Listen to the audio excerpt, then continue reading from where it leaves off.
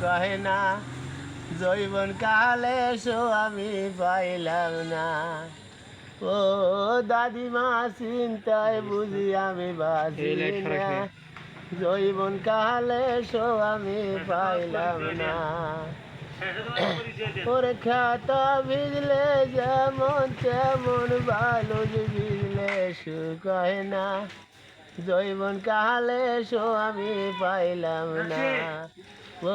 ও দাদিমা চিন্তায় বুঝি আমি বাঁচি না, জৈবন কালে সো আমি পাইলাম না।